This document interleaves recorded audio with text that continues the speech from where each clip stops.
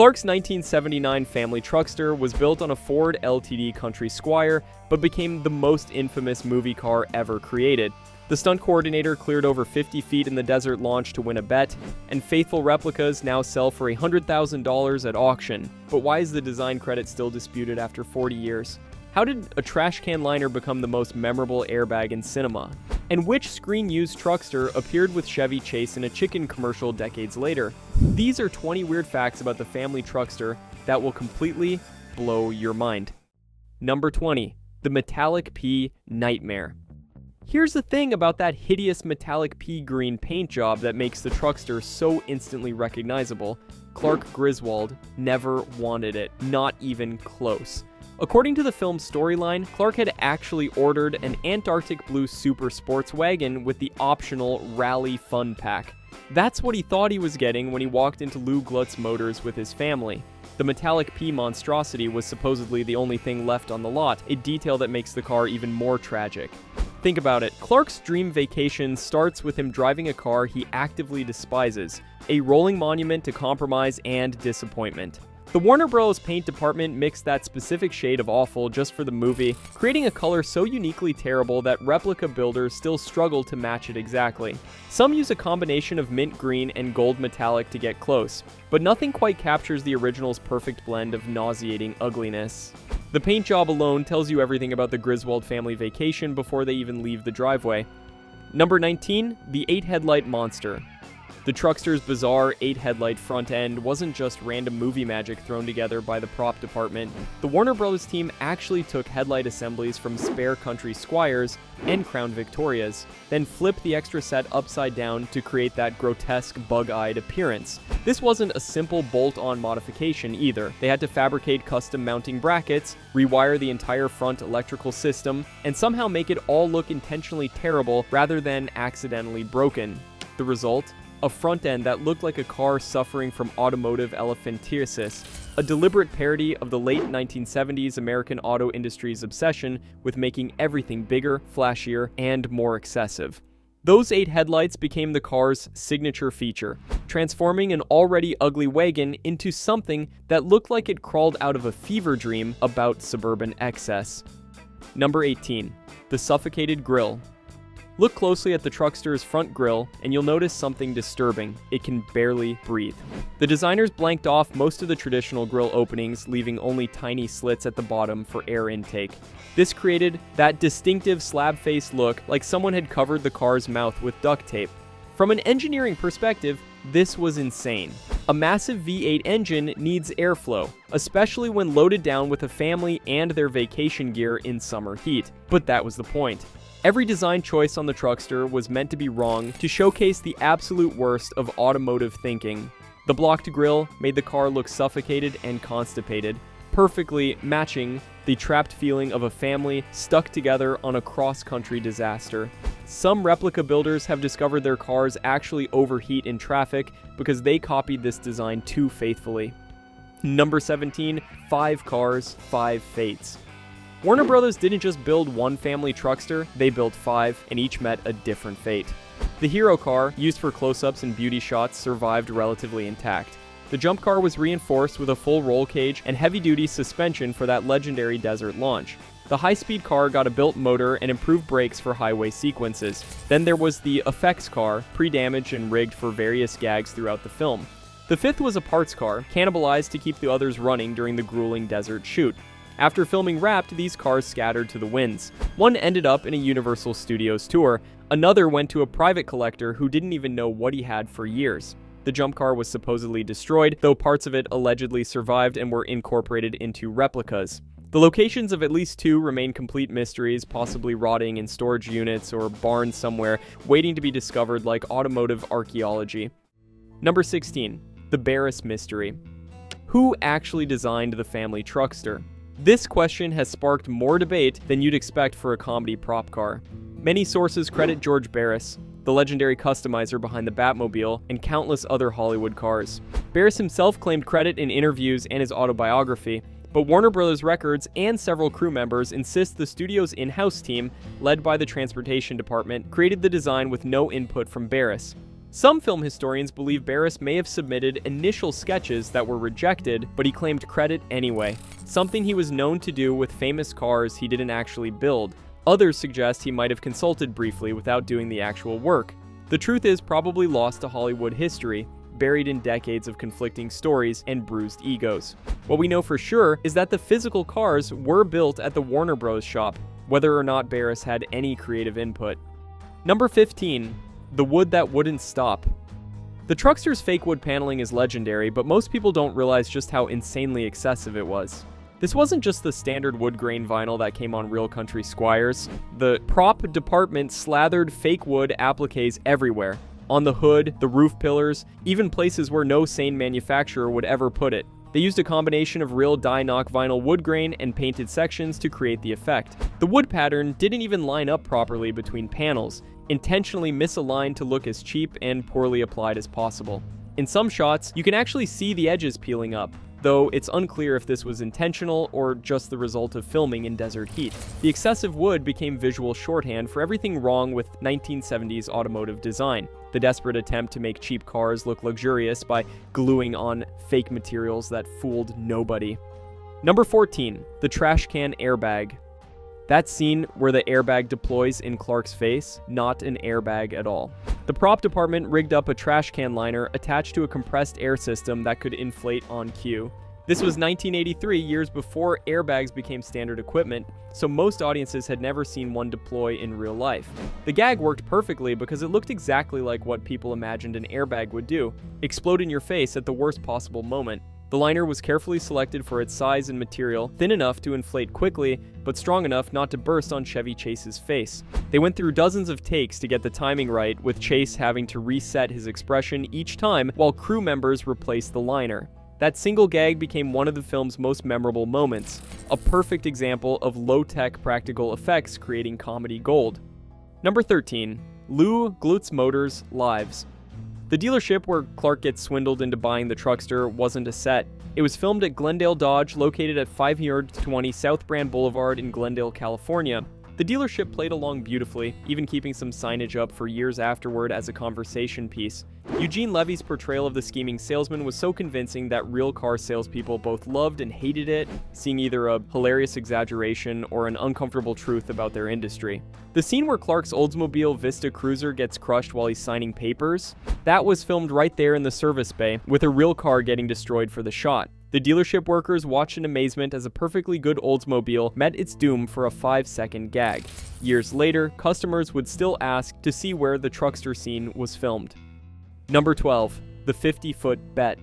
When stunt coordinator Dick Zeiker launched the Truckster off that desert hill, he wasn't just performing another car jump, he was settling a bet. The script called for a spectacular launch, but Zeiker claimed he could clear 50 feet easily.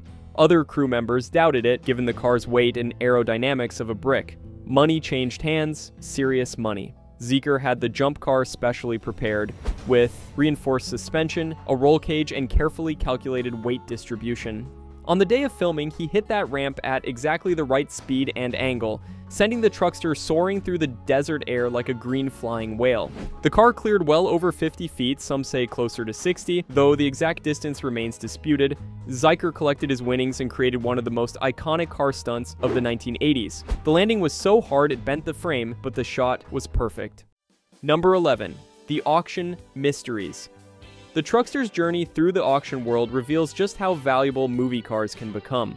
In 2013, a screen-used Truckster hit the block at Meekham's Houston auction with massive publicity. Everyone expected it to sell for huge money. Instead, it peaked around $35,000 and didn't meet reserve. The owner pulled it, probably shocked at the low interest. But here's where it gets interesting. That same car quietly sold through Hemmings shortly after for approximately $40,000 to a private collector who knew exactly what they wanted. Then, in 2019, a high-quality replica, not even a screen-used car, sold at Barrett-Jackson Palm Beach for roughly $100,000. How does a replica sell for more than double what an original couldn't get? Timing, presentation, and the fact that the replica was actually in better condition than the beat-up movie car. The replica market for Trucksters has exploded, with builders charging $75,000 and up for accurate versions. Number 10, the 2015 Resurrection. When Warner Brothers decided to remake Vacation in 2015, they knew the Truckster had to make an appearance, but they couldn't just use any old station wagon, it had to be perfect. They found a 1984 Ford LTD Country Squire, slightly newer than the original but close enough, and transformed it into a picture-perfect Truckster. The car appears in a dream sequence, and later when the new Griswold family discovers it under a tarp. What most people don't know is that they built this new Truckster to be fully functional and road legal. Unlike some of the original movie cars, the attention to detail was obsessive. They matched the exact shade of Metallic Pea, sourced period-correct fake wood, and even replicated the wonky 8-headlight setup. After filming, this Truckster went on a promotional tour, appearing at premieres and fan events, proving that even 32 years later, the car remained the real star. Before we reveal our number one fact, don't forget to hit that subscribe button for more movie car secrets, and let us know in the comments if you've ever spotted a Truckster replica in real life. Number 9, the Walley World Connection. The Truckster's role in the Walley World scenes almost didn't happen. The original ending had the Griswolds reaching the park and having a wonderful time, completely anticlimactic. During reshoots, Harold Ramis and John Hughes decided that they needed something bigger. That's when they wrote the scene where Clark goes insane, uses a BB gun to hijack the park, and forces his family onto rides. The Truckster became central to these scenes, shown beaten and battered in the parking lot, covered in dirt and dead bugs, the automotive embodiment of the family's destroyed vacation dreams. The car was filmed at 2 locations. Santa Anita Park stood in for the Walley World parking lot, while the actual park scenes used Six Flags Magic Mountain. Park officials initially refused to let them film the hijacking scenes, worried about their image. They finally agreed only if the film made clear this was completely unacceptable behavior. The Truckster in these scenes was the most damaged of the 5 cars, deliberately beaten up to show the journey's toll. Number 8. The Volo Museum Star. One particular Truckster replica has achieved fame beyond most screen-used cars. The Volo Auto Museum in Illinois commissioned what many consider the most accurate replica ever built, and this car has become a celebrity in its own right. In 2023, it starred in a Raising Cane's commercial with Chevy Chase himself, 4 decades after the original film. Chase reportedly spent time examining the replica, noting details that matched or differed from his memories of the original cars. The Volo Truckster has appeared at countless car shows, winning awards and drawing crowds who quote movie lines and share their own vacation disaster stories. The museum lets visitors sit in it for photos, something you could never do with the surviving movie cars. What makes this replica special isn't just accuracy, it's that it's become a pilgrimage site for comedy fans, a tangible connection to a movie that defined family vacation disasters for generations. Number 7. The Hallmark Tribute. In 2013, Hallmark created what might be the most unusual honor for any movie car, a premium keepsake Christmas ornament of the family Truckster. This wasn't some cheap license trinket. The ornament featured incredible detail, from the 8 headlights to the wood paneling, even tiny luggage on the roof. Press a button and it played Lindsey Buckingham's Holiday Road, the movie's theme song. Hallmark's designers spent months studying film stills and production photos to get every detail right on something that would fit in your hand. The ornament originally sold for about $30, but now commands over $100 on the secondary market. Think about that. A Christmas ornament of an ugly car from a comedy sells for more than some real cars. It proved the Truckster had transcended its role as a movie prop to become a genuine pop culture icon, something people wanted to celebrate and display, even in miniature form on their Christmas tree. Number 6. The Crown Ornament Secret. That ridiculous crown-shaped hood ornament on the Truckster wasn't some random auto parts store find. It was custom fabricated specifically for the film. The prop department created multiple versions in different materials, from lightweight plastic for driving scenes to heavy chrome-plated metal for close-ups. The crown was meant to represent the Wagon Queen brand, a fake manufacturer that sounded just pretentious enough to be real. Creating fake car brands for movies usually involves legal checks to make sure you're not accidentally using something real. Warner Brothers lawyers had to verify no actual Wagon Queen automotive brand existed anywhere in the world. The ornament was mounted on a spring base so it would wobble comically while driving, adding to the car's ridiculous appearance. Several replicas have tried to recreate this ornament, but most end up using trophy toppers or costume jewelry pieces. The original molds were destroyed after filming, making authentic-looking crown ornaments one of the hardest parts to source for replica builders. Number 5. The Fuel Filler Disaster. Among all the Truckster's terrible design choices, the fuel filler placement might be the most insidious. The prop department relocated it to the most awkward possible position, requiring Clark to contort himself just to gas up. This wasn't random. It was deliberate commentary on 1970s automotive design, when manufacturers seemed to compete for the most inconvenient fuel door locations. Some cars hid them behind license plates, others inside taillights, making every fill-up an adventure in automotive archaeology. The Truckster's placement required removing luggage and reaching around the fake wood paneling, a perfect metaphor for the entire vacation experience. During filming, this created real problems. The stunt drivers kept forgetting where the fuel door was, leading to embarrassing moments at gas stations between locations. One driver reportedly spent 20 minutes looking for it, while locals watched and laughed, not knowing they were witnessing a piece of Hollywood history being refueled. Number 4. Extra turn. Signals everywhere. Count the turn signals on a Truckster and you'll lose track. The prop department didn't just add extra lights, they added redundant turn signals in places that made no logical sense. There were turn signals on the mirrors, the fenders, embedded in the wood paneling, even tiny ones near the door handles. The electrical system required complete rewiring to make all these lights function, creating a nightmare of relays and wiring harnesses.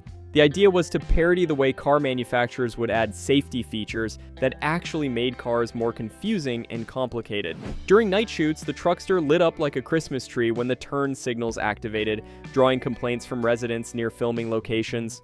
The California Highway Patrol actually pulled over one of the Trucksters during transit between locations, not to ticket it, but to ask what the hell it was. The officer reportedly laughed when told it was for a movie, saying it was the ugliest car he'd ever seen.